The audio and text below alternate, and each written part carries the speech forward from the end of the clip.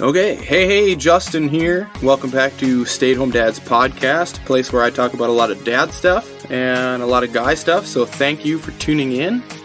So today, I just want to get into more kid talk. Oh, great, right? I know. But hey, this is my life. I stay at home with 2 kids every day, so this is what I'm living. Anyways, I wanted to get into and talk about anxiety or panic with our children. So should I worry about how my kids react to discipline or being in trouble? Or is it normal, or is it okay that kids are almost scared of us, the parents, when they do something wrong? So let me kind of explain. I got a little story. I had an interesting interaction happen the other night. My 4-year-old daughter came downstairs and she had pen marks all over her hands, some on her face. Wasn't too bad. Just on her, and it was self-inflicted. I could tell she got a hold of a pen. And by the way, is this a precursor to her loving tattoos? I don't know. I guess we will see in the future. But anyways, I saw the pen marks, and I didn't get mad or anything. She was really worried that Mom would see them, and she would get in trouble. So I told her we could just wash them off, lickety-split, and then no one would have to know. Not a big deal. All would be right in her 4-year-old little universe. Well, we did that, took care of all that, and then later in the evening, my wife was upstairs, I was downstairs, and she had noticed something, and she calls for Kennedy to come up and for me to come up. And I could tell that she wasn't really happy about whatever she found by the tone in her voice. And I legitimately didn't understand what was going on. We get upstairs to Kennedy's room, and I figure there's just a mess or something going on in there. But no, it was pen all over her wall. Well, not all over. It was about a little 6-inch by 6-inch square.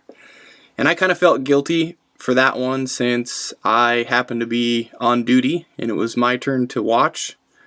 And she wrote on her wall. But what are you going to do, I guess, right?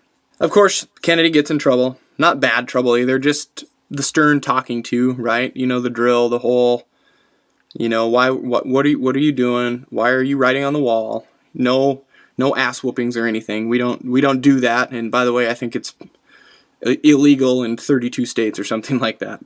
But yeah, she just got the talk, the what are you doing sort of talk. You know that's not what we do in this house. You know the right thing to do, and that's not it. That we never write on walls, stuff like that. Just normal conversation. And Kennedy got kind of sad and seemed remorseful and guilty, and that was the end of it. But then Olivia chimed in, which Olivia wasn't even in trouble. That's my 7-year-old.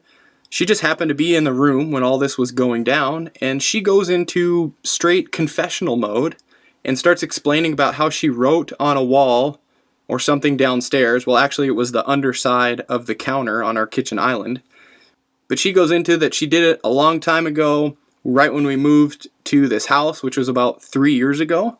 But she straight up confessed, like confessional status here, and she felt crazy bad about what she had done, and she started to cry, and she thought she was going to get into so much trouble, and she started breaking down. And both me and my wife were just like, no, it's okay. You were honest with us. We appreciate your honesty. This happened a long time ago, and I understand that you feel bad about it, and that's okay. You're remorseful, whatever. And then I also asked her that this must have been weighing on her a long time. And that's really nice that she told us, and honesty is better than anything. But she was really stressed after telling us, and she really worked herself up, just kind of, it was a big deal for her, if you know what I mean.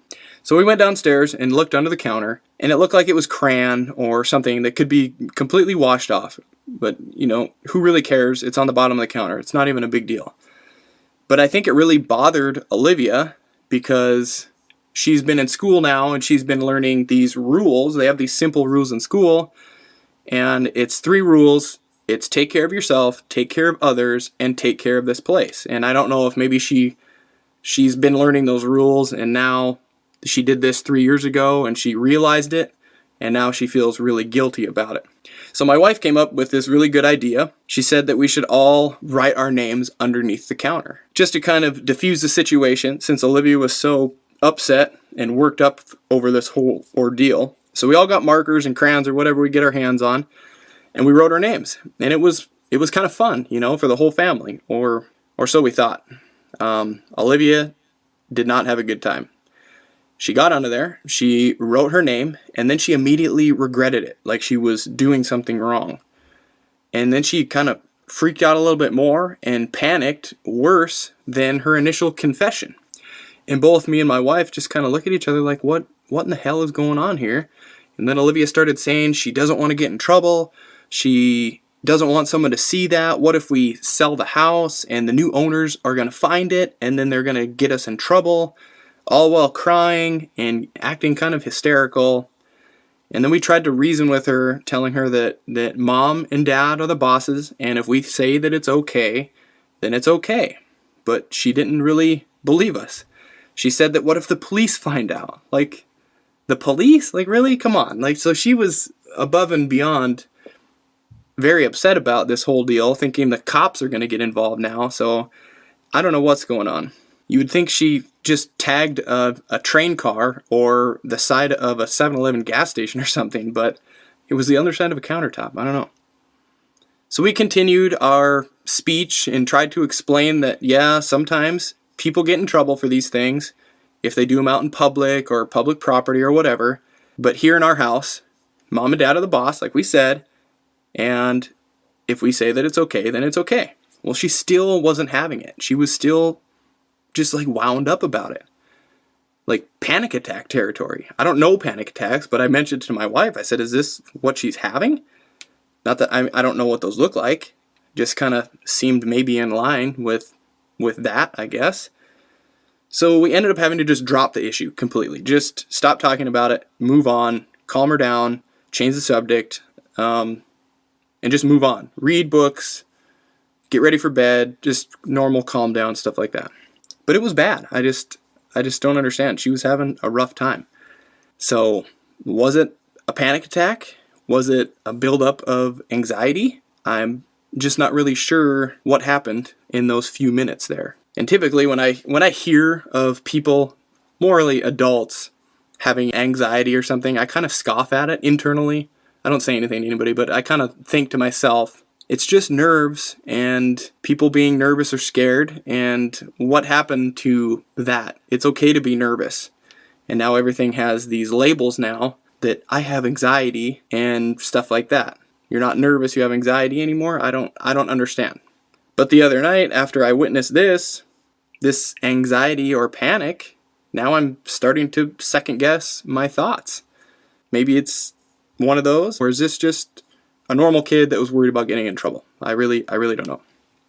But this whole situation kind of makes me feel like we as parents are kind of creating some of this in our kids, or fueling it a bit. I don't know. Are we too hard on them with certain aspects? Do we put too much pressure on them about doing the wrong thing or getting into trouble or doing the right thing?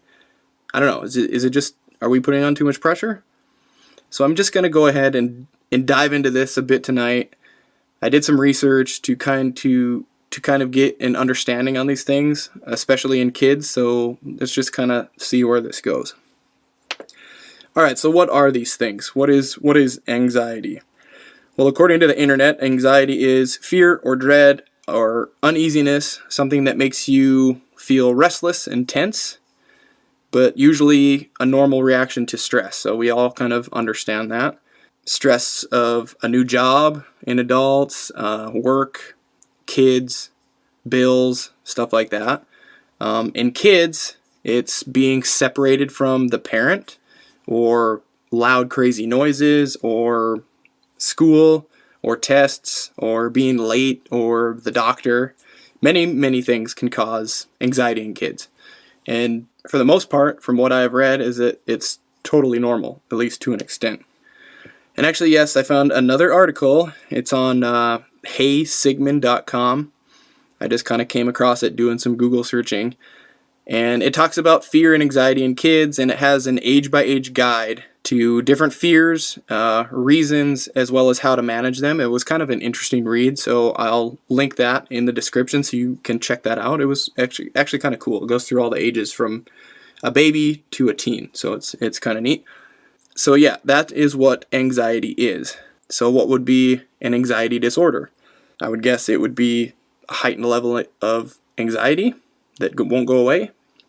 Well, I guess I read that there's a bunch of them. There's general anxiety, there's social anxiety, separation anxiety, and then they get into even panic disorder, which, remember, I asked my wife if maybe Olivia was having a panic attack. But now, after going through what a panic attack really is, I no longer believe that that was the case. I read on kidshealth.org, another interesting site, as well as a couple other articles, that panic disorder is quite extreme. It causes overwhelming physical symptoms, shaking, shortness of breath, and can randomly happen, even weekly, and they can be even 10 to 20 minute episodes. And they're more common in teens than they are in young children, and they also don't need anything to trigger them. They can just happen. So I think I was wrong in that pre-diagnosis of my daughter. I don't think that's what was going on with her. Now, general anxiety disorder can cause kids to worry every day over a lot of different things. Kind of the few things that we mentioned earlier. Kids with general anxiety worry about things most kids worry about. Tests and homework and making mistakes. So I kind of wonder if fear or anxiety of getting into trouble or doing something wrong could fit in there. I think it could be possible, right?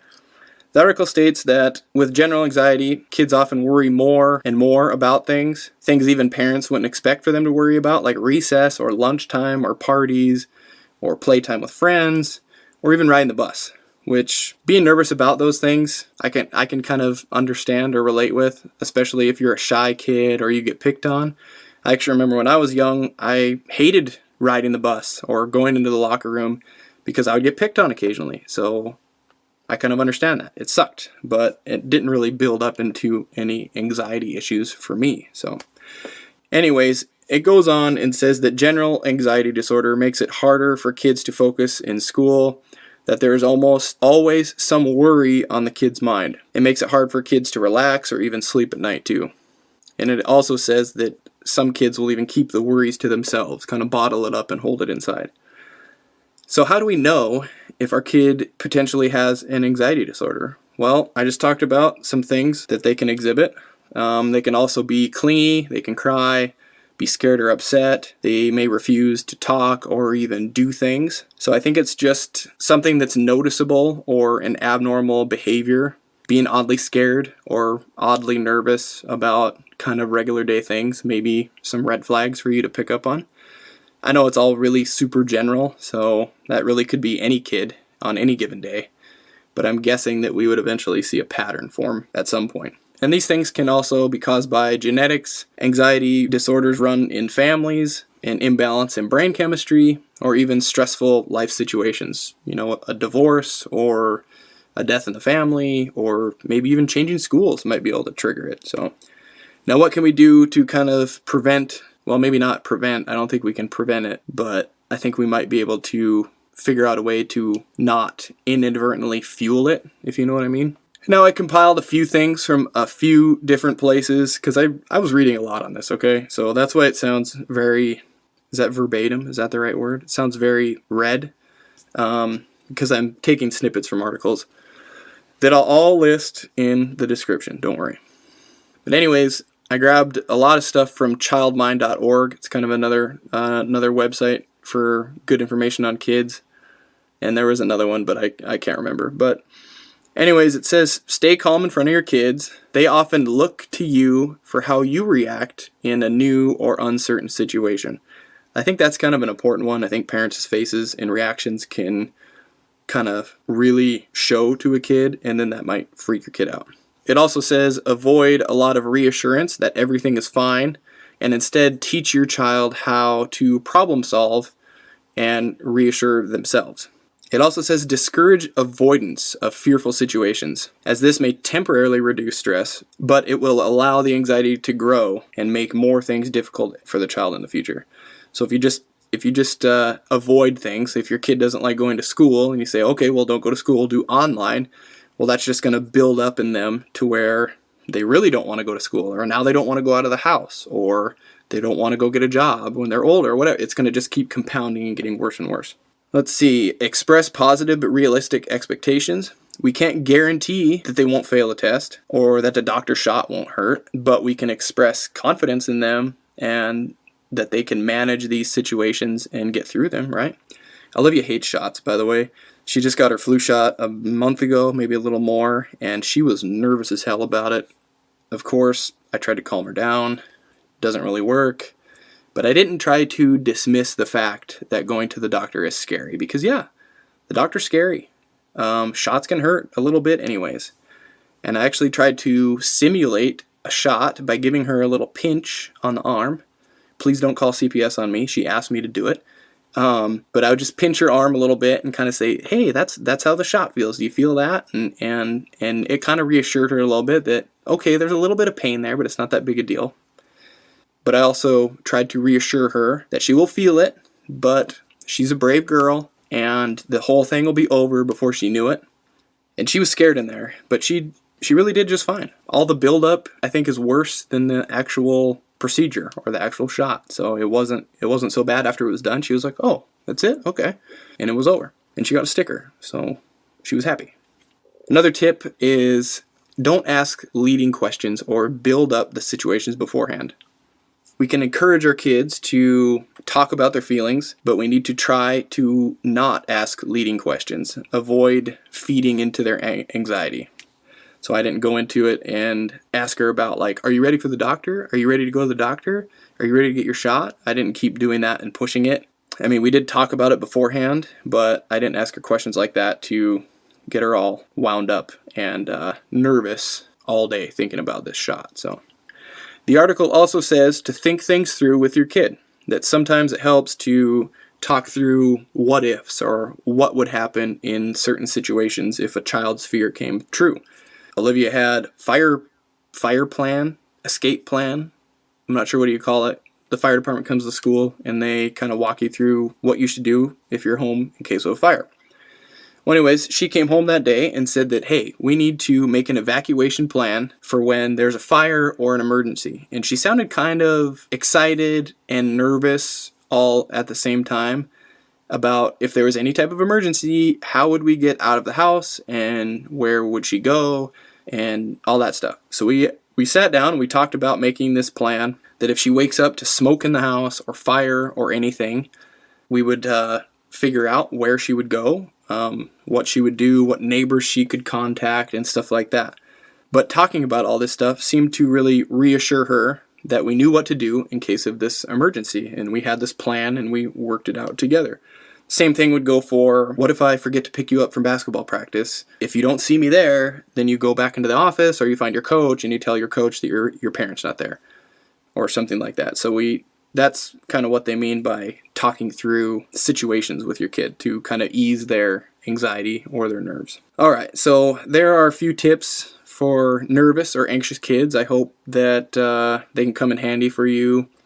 I'm kind of sorry today about this episode. It was very article heavy, so I apologize about that. I didn't really intend on that to happen.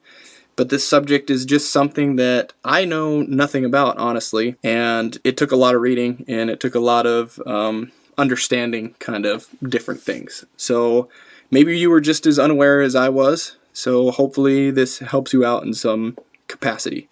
And like I said, I'll link everything in the description. So please check them out. Just read through them and go over them with your family if you want to. So anyways, after all this research and stuff, I don't think my daughter has general anxiety or panic disorder or any type of anxiety issue. She doesn't have recurring panic attacks. She doesn't worry every single day about everything in her life. She loves going to school. She loves being around friends and going to play dates. She doesn't stress too much about tests or other big monumental things. So I'm thinking what I see in her is pretty normal. Sure, I mean, she's afraid of getting in trouble, but who's not afraid of getting in trouble? I mean, the cops pull up behind me when I'm driving and I'm doing nothing wrong, and my heart bump, it gets a little elevated, and I'm doing nothing wrong. So I think we're all a little scared of getting in trouble. Oh, and by the way, I don't know where she came up with the cop thing either, because she's never had a bad altercation with police. She has one that walks the halls in her school. We've never been pulled over with her in the car where we were breaking any rules or speeding or anything. So I don't know where that came from, but she's very worried about getting in trouble by the police. So this is kind of a funny observation there. But maybe I could ease some of the pressure myself, me personally, at home. Maybe I need to back off a bit as a parent, lighten up, maybe not be so strict, just let kids be kids in a way. Like I said, sometimes I do feel like I can be too hard on my kids. Maybe I don't even realize it. Well, I am realizing it, but sometimes I don't in the moment. Maybe my face changes and paints a much different picture than I think it is inside my mind. I know I've talked about this before, but getting that kind of parent look on your face or that tone change that we all get. And then when I get frustrated, which I do with parenting duties and other things, I think my tone and my facial expressions really show that. And I really think I need to work on that. So I need to not worry so much, not let spilled milks and pen on the wall marks let me get that ugly face and ugly tone, right? But in some other respects, though, just a flip side of this coin is, shouldn't our kids be slightly scared of us? Maybe a little bit? I mean, we want their love and their acceptance, and sometimes we want them to be our best friend, but we're the parent. We're not the best friend. And if we aren't hard on our kids, to a certain point anyways, don't think I'm getting carried away here, but if we're not hard on our kids to a certain point, then don't they turn into little assholes, or they have the potential to? I think so. And who wants to be around a little asshole all the time? I mean, I do not, okay? I think there's a fine line there. Too much is too much, overbearing, kids scared to make mistakes, but not enough, and then our kids walk all over us. Do you agree? Do you disagree? Kids need to make mistakes. It's part of life. But I just need to react a little differently to those mistakes. All right, so that's about all I have for today. I hope I highlighted something that you may have not known or hadn't thought of. I know I highlighted it for myself. Anyways, please reach out. Let me know what you think. At VegasRamer on Instagram, podbean.com. If you have any other tips or ideas or suggestions that I could use in these moments, let me know. Also, please share this podcast with your friends, subscribe, leave a review. That would all be super swell. Lastly, grab this podcast on Apple Podcasts, Google Podcasts, Amazon Music, and Spotify. And I will see you next week.